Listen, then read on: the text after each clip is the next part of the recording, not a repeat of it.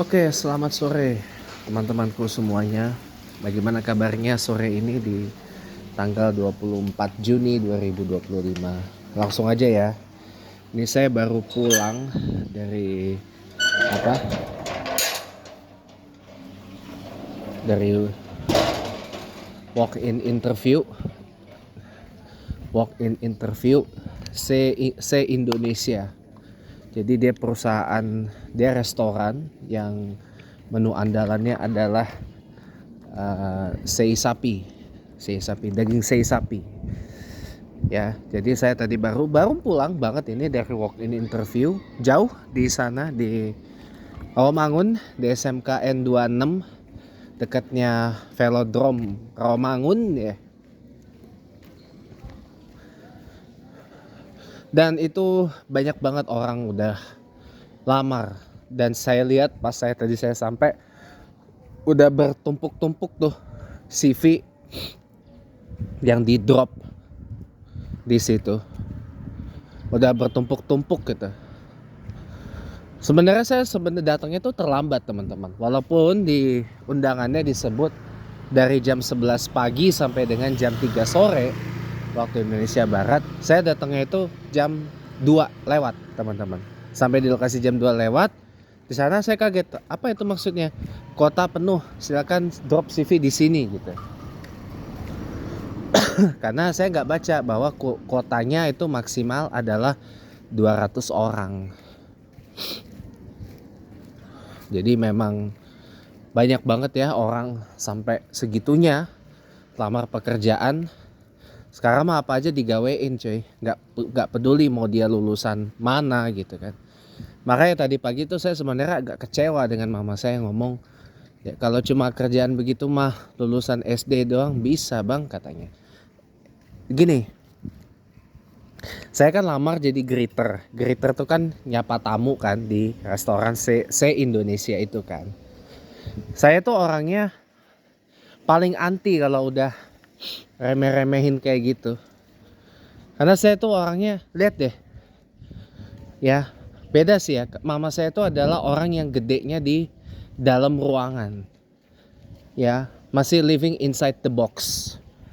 Makanya cocok jodoh dengan ayah sambung saya, ayah tiri saya, nikahannya awet ya karena sama-sama orang yang berpikir inside the box, orang yang berpikir di dalam kotak. Karena orang yang sama-sama gedenya dalam ruangan. Sementara saya pribadi ya, saya akui memang sebagai hidup saya memang orang rumahan, anak rumahan. Tapi sebagian hidup saya lagi saya habiskan di jalanan. Sama kayak YouTuber bus yang sering saya tonton tuh, Mas Jody Wahyu, Jody Y. Dan guru spiritual saya, Kiraden Akbar, yang Dengklok, Kerawang.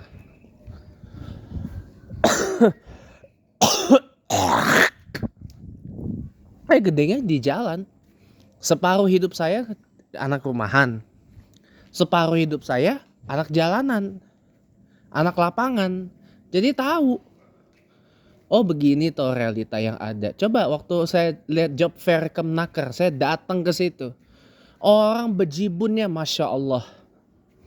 Ribuan orang loh. Berdesak-desakan itu di parkirannya Kemnaker, tempat itu acara diadain. Itu job fair. Job fair bukan job fair tingkat Jakarta, job fair nasional. Ada banyak perusahaan termasuk beberapa BUMN ikut di situ. Desek-desekan orang saking. Dan saya lihat juga sebelum saya pulang, wah CV udah bertumpuk-tumpuk plek kayak gitu. Hard copy-nya. Saya yang menyaksikannya aja, mohon maaf lahir batin ya teman-teman. Saya tuh sedih rasanya lihat kayak gitu. Kok orang sampai segitunya dapat kerjaan, padahal kita ini kurang apa coba. Kita kan sering mengatakan kita ini bangsa yang besar, yang kaya, gemah ripah loh jinawi gitu kan. Tahu kata orang. Taunya begini. Sama kayak tadi saya sampai Katanya sampai jam 3. Tapi karena ada kuota maksimal 200 orang, saya lihat pas sampai saya di lokasi walk in interview, cuma taruh CV doang saya, terus setelah itu pulang. Ya, saya cuma walk in interview. Tadinya walk in interview, tapi karena saya nggak baca ada kuota 200 orang, belum lagi tadi mohon maaf ya, urus SKCK aja jelimetnya bukan main. Urus SKCK tadi saya jelimetnya bukan main. Online lah, di ngeprint lah, barcode lah, inilah, itulah, foto lah, anulah, inilah, itulah, buset ya, parcok partai coklat. Jelimet banget jir, bikin SKCK doang. Jelimet banget. Karena kan saya pikir kan masih pakai sistem yang lama kan, atau pakai yang baru kan, ketentuannya pakai kartu BPJS. Gitu. Atau BPJS ya kan. Kartu BPJS saya ini langsung. Atau paling enggak saya fotokopi. Tapi kan enggak. Itu aduh, urus SKCK-nya jelimetnya Masya Allah, Masya Allah. Saya sampai nangis dalam hati saya. Begini amat ya orang buat dapetin SKCK. Mostly orang tadi saya lihat urus SKCK buat apa? Lamar kerja. Satu tadi untuk keperluan ngelamar sebagai personelia TNI atau personel TNI Angkatan Darat lagi.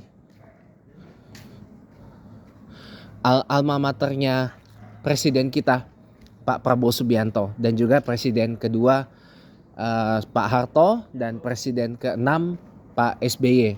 Semuanya itu Angkatan Darat, dari TNI Angkatan atau ABRI atau TNI Angkatan Darat, semuanya ya. Jadi apa ya, ya pokoknya jelimet abis dah. Untung tadi di sana ada wifi, jadi bisa tuh saya uruskan online ininya langsung di situ. Capek saya. Itu aja tadi saya sampai, belum lagi ada drama nyasar di busnya. Saya sampai karena ketiduran ya, saya capek. Ketiduran, saya capek. Makanya omongan mama saya itu benar kalau satu, COVID gak terjadi. Ini kayak gue diikutin dah. Satu, COVID gak terjadi. Karena efek dari COVID-19, impactnya atau dampaknya ini besar banget. Besar banget. Terutama di segi ekonomi. Ekonomi, kesejahteraan rakyat, kemasyarakatan dan segi sosial. Efeknya besar banget. Kalau COVID itu gak terjadi, ekonomi kita gak ambruk. Ekonomi kita makin baik dong harusnya. Nah kalau ekonomi kita makin baik, pasti penerimaan tenaga kerja juga pasti baik. Kalau penerimaan tenaga kerja baik, harus syaratnya apa? Iklim investasi harus baik. Nah omongan mama saya bisa benar kalau iklim investasinya baik. Nah sekarang orang mau investasi di Indonesia susahnya bukan main. Susahnya bukan main.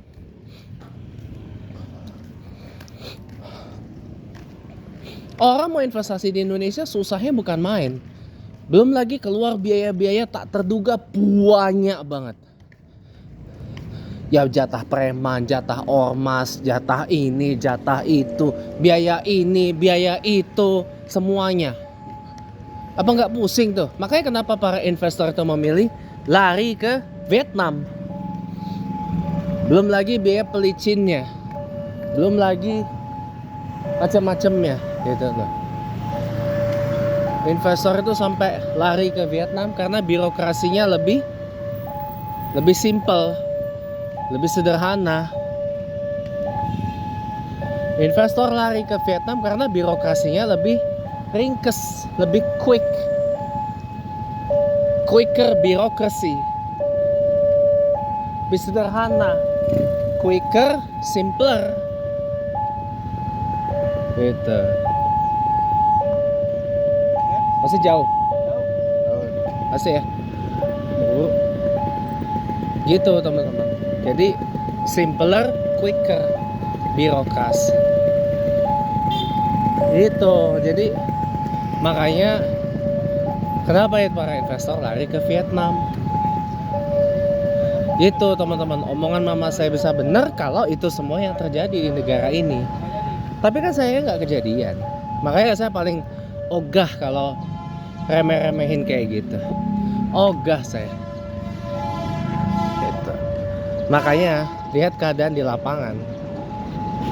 Jangan berpikir dalam kotak atau think inside the box. Tapi kita harus berpikir out of the box gitu. Sekian, terima kasih. Sampai jumpa lagi. Bye-bye.